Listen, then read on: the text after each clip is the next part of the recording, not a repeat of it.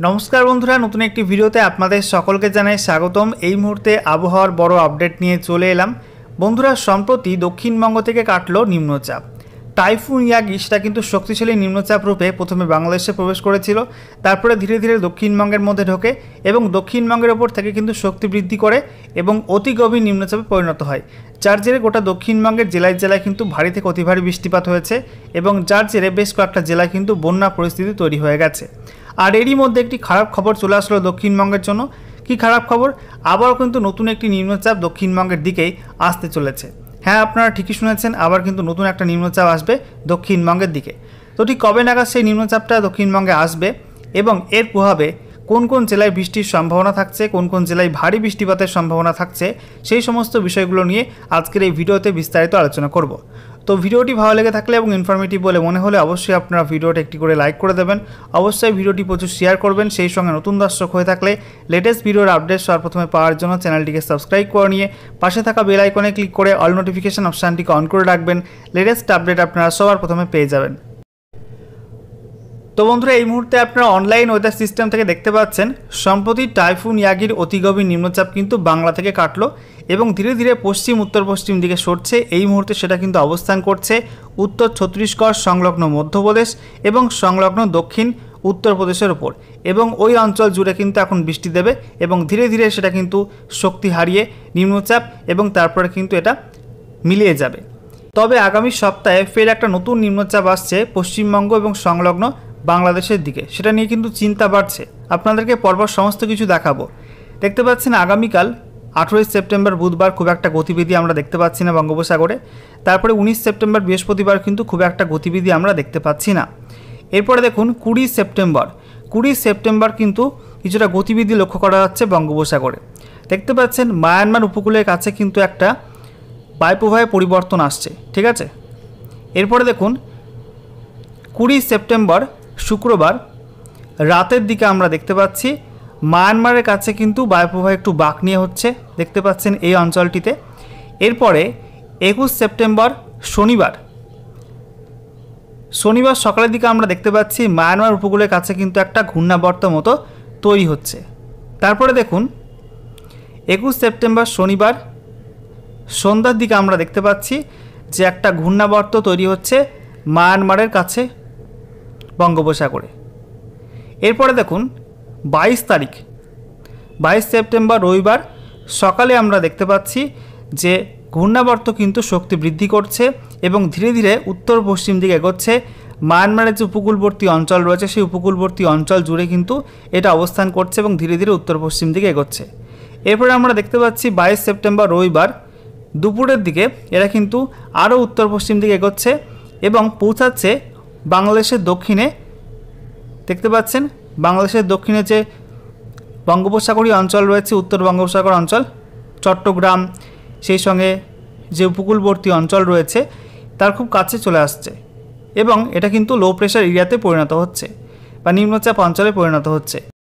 এরপর সন্ধ্যার দিকে সেটা কিন্তু প্রবেশ করছে বাংলাদেশ সংলগ্ন পশ্চিমবঙ্গের মধ্যে এবং ধীরে ধীরে কিন্তু পশ্চিমবঙ্গের দিকে সরবে এবং আমরা দেখতে পাচ্ছি রাতের দিকে এটা কিন্তু পশ্চিমবঙ্গের দক্ষিণবঙ্গের মধ্যে প্রবেশ করে যাবে এবং যার জেরে দক্ষিণবঙ্গের বেশ কয়েকটা জেলা, সেই সঙ্গে উত্তর বঙ্গোপসাগরীয় অঞ্চল জুড়ে, একই সঙ্গে বাংলাদেশের যে উপকূলবর্তী অঞ্চল রয়েছে সেখানে কিন্তু ঝোড়ো হাওয়ার দাপট থাকবে, একই সঙ্গে বৃষ্টিপাতও কিন্তু শুরু হয়ে যাবে। আমরা এখন দেখে নেব কবে থেকে বৃষ্টিপাত শুরু হবে এই নতুন নিম্নচাপের প্রভাবে। তো দেখুন বন্ধুরা, আগামীকাল 28 সেপ্টেম্বর বুধবার খুব একটা বৃষ্টিপাত কিন্তু নেই, বাংলাদেশেও খুব একটা বৃষ্টি নেই, পশ্চিমবঙ্গেও বৃষ্টি নেই, এছাড়া আমাদের উত্তরবঙ্গের কোনো জেলাতে তেমন খুব একটা বৃষ্টিপাত নেই এবং ত্রিপুরাতেও খুব একটা বৃষ্টিপাত নেই। এবারে দেখুন 19 সেপ্টেম্বর বৃহস্পতিবার আমরা দেখতে পাচ্ছি যে ভোরের দিকে কিছুটা বৃষ্টিপাত রয়েছে বাংলাদেশের ঢাকা এবং সেই সঙ্গে কুমিল্লা, ফেনী এই সমস্ত অঞ্চলে কিছুটা বৃষ্টি রয়েছে। তবে পশ্চিমবঙ্গে খুব একটা বৃষ্টি নেই, ত্রিপুরাতেও খুব একটা বৃষ্টি নেই। তারপরে আমরা দেখতে পাচ্ছি যে 19 সেপ্টেম্বর সারাদিন কিন্তু খুব একটা বৃষ্টিপাত হবে না। এরপরে 20 সেপ্টেম্বর শুক্রবার ওই দিন সকালের দিকে ত্রিপুরাতে একটু বৃষ্টি রয়েছে, সিলেটে একটু বৃষ্টি রয়েছে, দক্ষিণবঙ্গে কিন্তু খুব একটা বৃষ্টিপাত নেই, আমাদের উত্তরবঙ্গে কিন্তু খুব একটা বৃষ্টিপাত নেই। এরপরে দেখুন 21 সেপ্টেম্বর শনিবার, ওই দিনে কিন্তু খুব একটা বৃষ্টিপাত নেই। পশ্চিমবঙ্গের দক্ষিণে উত্তরে কোথাও কিন্তু খুব একটা বৃষ্টিপাত থাকবে না। ত্রিপুরাতেও খুব একটা বৃষ্টি নেই, বাংলাদেশেও খুব একটা বৃষ্টিপাত নেই। এরপরে দেখুন 21 সেপ্টেম্বর শনিবার রাতের দিকে আমরা দেখতে পাচ্ছি যে উপকূলবর্তী অঞ্চলে, পশ্চিমবঙ্গের উপকূলবর্তী অঞ্চলে হালকা বৃষ্টির সম্ভাবনা থাকছে। তারপরে 22 সেপ্টেম্বর রবিবার আমরা দেখতে পাচ্ছি ভোরের দিকে বাংলাদেশের দক্ষিণে কিন্তু বেশ হালকা থেকে মাঝারি বৃষ্টিপাতের সম্ভাবনা থাকছে। একই সঙ্গে উত্তর বঙ্গোপসাগরীয় অঞ্চল জুড়ে কিন্তু হালকা থেকে মাঝারি বৃষ্টিপাত থাকছে। তারপরে আমরা দেখতে পাচ্ছি 22 সেপ্টেম্বর রবিবার সকালের দিকে বৃষ্টিপাত রয়েছে বাংলাদেশের চট্টগ্রাম, সেই সঙ্গে আমরা দেখতে পাচ্ছি কক্সবাজার, টেকনাফ, এই সমস্ত অঞ্চলে কিন্তু কিছুটা বৃষ্টিপাত রয়েছে, ভারী বৃষ্টি বলা যায়। এরপরে আমরা দেখতে পাচ্ছি যে 22 সেপ্টেম্বর রবিবার দুপুরের দিকে ওই অঞ্চলে কিন্তু ভারী বৃষ্টিপাত হবে।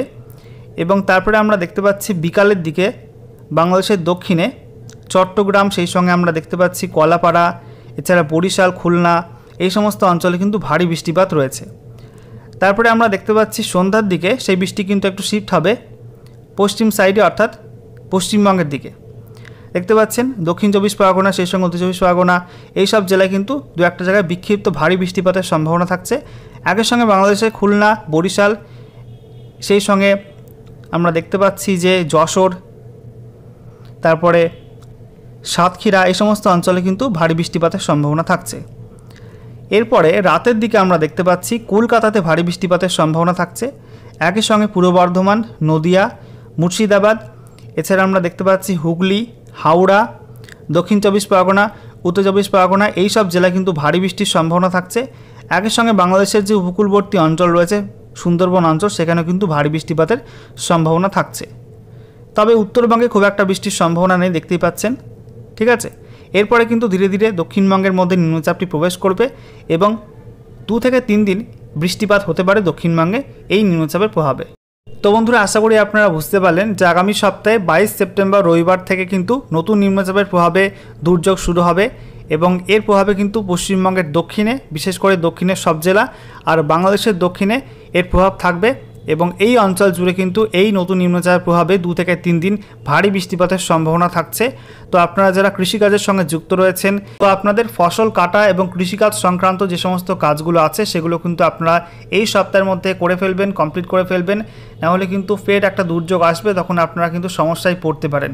একই সঙ্গে মৎস্যজীবীদের জন্য কিন্তু এই মুহূর্তে কোনো অ্যালার্ট নেই, তবে আগামী সপ্তাহে যখন নিম্নচাপটা আসবে তখন কিন্তু উত্তর বঙ্গোপসাগরীয় অঞ্চল জুড়ে, অর্থাৎ পশ্চিমবঙ্গের উপকূলবর্তী অঞ্চলে, সেই সঙ্গে বাংলাদেশের উপকূলবর্তী অঞ্চল এবং উত্তর ওড়িশা উপকূলবর্তী অঞ্চল জুড়ে কিন্তু ফের সমুদ্র উত্তাল থাকবে এবং সেই সময় কিন্তু নতুন করে নির্দেশিকা জারি করা হতে পারে মৎস্যজীবীদের জন্য।